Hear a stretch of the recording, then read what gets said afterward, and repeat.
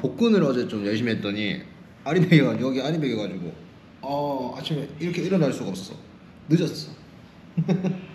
제가 어제 며칠 전부터 이제 제면이 다시 궁금해져가지고 제면에 관한 공부를 좀 했습니다. 그래가지고 그거를 좀 업로드 해가지고 공유를 좀 하는 것도 괜찮겠다 싶어가지고 말씀을 좀 드리려고 영상을 켰습니다. 이게 제가 컴퓨터랑 이렇게 연동해서 보여드리는 거를 제가 못해서 유튜브에서 찾은 거를 뺏기 적은 거고, 이게 참 정리가 잘 해주셔서 잘 써먹었다.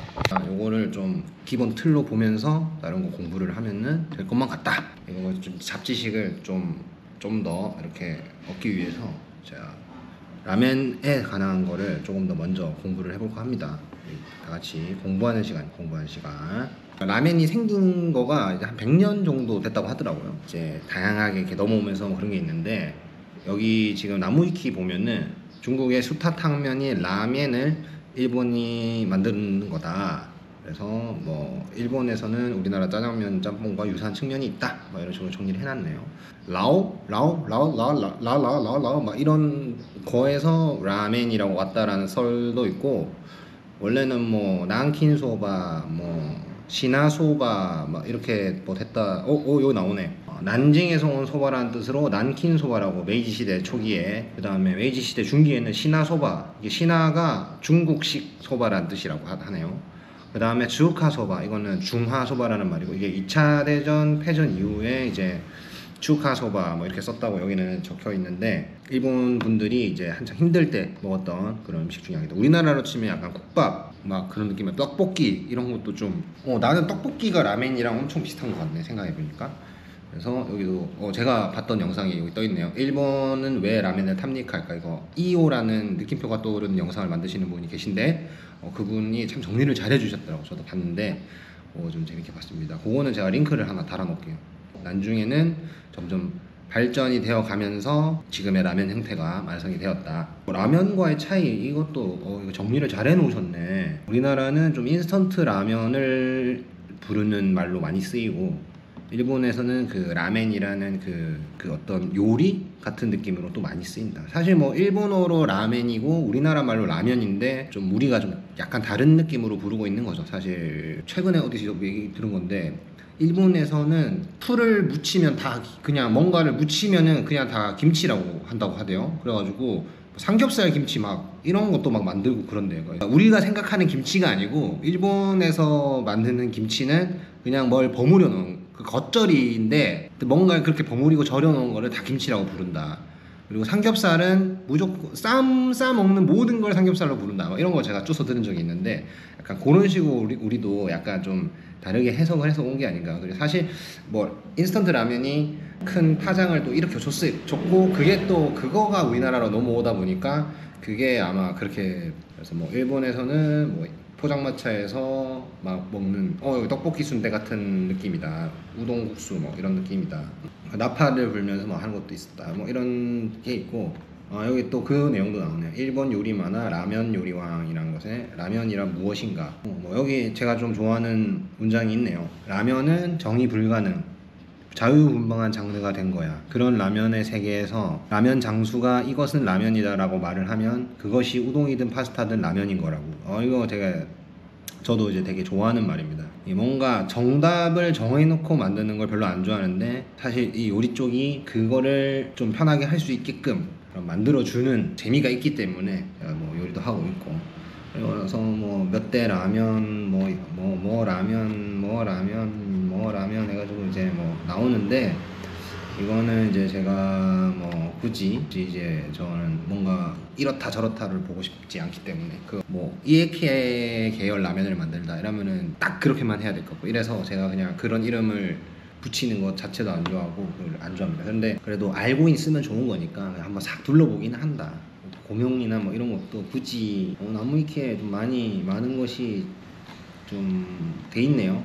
나무위키도 읽어보면 나쁘지 않다. 그 중에서 오늘은 면에 대해서 제가 면에 대해서 좀 공부를 해가지고 하려고 제가 정리를 해왔습니다. 라멘에 관한 간단한 제가 본 거를 말씀드렸고, 면에 관해서 정리를 해왔는데, 일단 면은 우리가 이제 밀가루로 기본적으로 만드니까 여기 밀가루에 대한 정리를 많이 해주셨더라고요. 이제 강력, 중력, 박력이고, 강력분은 단백질이 11에서 13.5, 중력이 단백질이 8에서 10.5, 박력분이 단백질이 7에서 9%. 그러니까 제가 뒤에 말한 건 다 퍼센트입니다. 그리고 중력분은 면 만들 때 많이 쓰는 거는 제가 알고 있었고, 박력분은 쿠키 만들 때 쓰고, 강력분은 뭐 빵 만들 때 쓰는 건데, 일단 저도 예전에 중화요리 전문점에서 중화요리집에서 일할 때 중력분으로 재면을 하긴 했습니다. 거기서는 근데 가수율이 한 50%, 그러니까 가수율이라는 게 이제 밀가루와 물의 비율, 그러니까 밀가루가 100이고 물을 50을 넣으면은 가수율이 50%. 그러니까 제가 그때 했을 때는 가수율 50%였는데, 이게 은근히 이제 반죽하고 이런 게 날씨나 뭐 이런 거에 영향을 좀 받다 보니까 이게 무조건 막 이렇게 할 수는 없는 것 같아요. 좀 감각적인 게 좀 필요하지 않나 그렇게 생각을 하고, 그래서 여기 보면은 이제 얇은 면 만들 때 제가 쓰는 호소면 같은 거 만들 때 어떻게 하느냐 막 얘기 나오는데, 소가수면이라고도 여기는 부르네요. 강력분, 밀가루 단백질량 12%라고 적혀 있고, 그 다음에 밀가루 회분의 양 0.34% 이하가 바람직. 이 밀가루 회분이 무슨 뜻인지 모르니까 찾아봅시다. 회분량은 회분 함량, 회분율. 밀가루의 회분은 밀가루에 함유된 불연성, 광물질, 미네랄을 의미하고, 회분율은 밀가루 10kg 대비 회분의 무게를 비율로 표시한 것입니다. 그렇다. 회분은 식품 등을 500도에서 600도 정도로 가열해서 연소시켜 회화한 다음에 남은 불연성의 잔류, 동식물성 물질을 함유한 무기적 성분이다. 그래서 회분이 높을수록 미네랄 함량이 높고 도정이 덜 되고 거칠고 뭐 그렇다. 회분이 낮으면 미네랄 함량도 낮고 도정이 많이 돼서 곱고 그 흰색에 더 가깝다. 뭐 이렇게 이해하면 된다고 합니다. 그래서 회분율 면 미만 뭐 이래가지고, 여기 이제 제빵하는 블로그인가봐요. 여기는 뭐 빵을 할 때에 대한 그런 게 내용이 적혀 있네요. 근데 저는 빵을 만들 건 아니니까. 가수율은 30% 이하. 이거 30% 이하, 이거가 가수율을 아까 말씀드렸죠. 100이 밀가루 100 넣었으면은 가수율 30%면은 물 30을 넣는 건데, 이게 제가 해봤는데 30%는 진짜 뭉치기가 어렵습니다. 진짜 어려워가지고 이게 기계가 없으면은 사실상 하기가 쉽지가 않다. 하기가 쉽지가 않아요. 그다음에 이제 중가수면은 이제 중면, 짬뽕면 뭐 이 정도 느낌을 말하는 것 같은데, 강력분 또는 준강력분을 사용한다. 단백질 함량은 10에서 12 정도로 쓰고, 회분의 양은 뭐 아까 소가수면이랑 똑같네요. 가수율은 30에서 40% 이하. 이게 중요한 말이네요. 30에서 40% 이하. 그다음에 다가수면, 굵은면, 이런 거 이제 뜨개면면, 뭐 마늘소바면, 뭐 이런 등등등을 얘기하는 것 같죠. 단백질 함량은 8에서 12%를 하고, 그다음에 가수율을 40% 이하 이렇게 쓴다. 그래서 단백질 함량이 높을수록 그 면이 단단한 느낌을 많이 주고, 저희 가게 라면 먹어도 딱딱 끊기고 막 이런 느낌이 드는 거를 만드는 것 같고, 그 다음에 가수율에서는 특이한 점은 물의 함량이 높을수록 면이 약간 투명하게 나온다. 그런 식으로 얘기를 하는 것 같습니다. 그리고 이제 간수도 제가 알아봤는데, 이거 저도 아마 나머지는 다 못 쓸 것 다 정리하긴 했는데 나머지를 다 쓰는 건 아닌 것 같고, 탄산칼륨이랑 탄산나트륨을 많이 두 개는 딱 쓸 것 같아요. 그래서 탄산칼륨은 점탕성이 높아지고 다가수로서 부드럽게, 농도는 다른 것에 비해 옅게, 색과 풍미는 좋지만 건조되기 쉽다. 이게 특징이고, 탄산나트륨, 그러니까 베이킹 파우더 같은 건데 부드럽고 촉촉한 면이 되고, 소가수에서도 면이 잘 이어지지만 색과 풍미가 다소 떨어진다. 그래서 이 두 개를 좀 섞어 쓰는 것 같아요. 제가 레시피들을 많이 찾아보니까 두 개를 많이, 탄산칼륨이랑 탄산나트륨을 비율 이렇게 왔다 갔다 해서 섞어 쓰시더라고요. 그리고 나서 이제 뭐 인산 2나트륨, 인산 3나트륨, 인산 2칼륨, 인산 3칼륨, 뭐 간수 막 이런 게 나오는데, 이거는 구하는 것도 그렇고 이제 지금 제 정도 선에서 쓰는 게 맞나 약간 이런 생각이 들어가지고, 뭐 이런 게 있다 정도만 알면 될 것 같고, 간수 성분이랑 라면 굵기에 대해서 이렇게 정리해 주셨는데, 이제 탄산칼륨 함량이랑 탄산나트륨 함량, 이 두 개를 뭐 좀 써놔봐요. 그래서 가느다라면은 탄산 칼륨 9, 나트륨 1.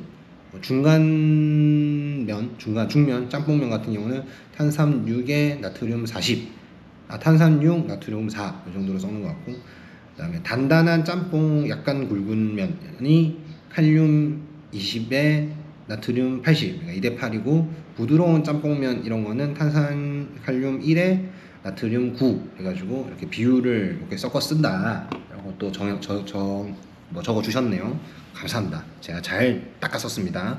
그 다음에 레시피적인 것도 제가 대충 적어 놨는데, 물, 계란, 간수, 소금을 넣고 공기를 이렇게 회전을 시켜가지고 밀가루만 공회전을 시켜서 이제 공기를 안쪽에 넣는 작업을 한다고 합니다. 준비된 반죽 물을 이거 아까 섞은 간수랑 이게 물이랑 계란 넣은 거를 넣고 3분 이상 해가지고 이제 압연 작업을 하는 거죠. 압연 작업이 뭐냐면 밀가루를 이렇게 롤러에 끼워가지고 이게 얘네들을 이렇게 붙여주는 작업이라고 합니다. 이거를 한 4차까지를 하는 거죠.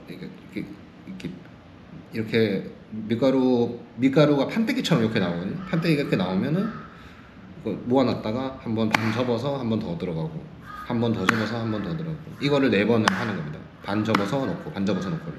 그리고 마지막에 5차 때는 이제 내가 원하는 면 두께가 존재할 거 아니에요. 그 원하는 면 두께만큼 압착을 해가지고 이제 또 원하는 두께를 만들어내는데, 이때는 이제 면끼리 붙지 않게 하기 위해서 전분을 잘 뿌려가면서 이렇게 한다. 그리고 이제 고까지 뽑은 상태에서 숙성을 2시간 정도 하고 이제 바로 면을 뽑는다.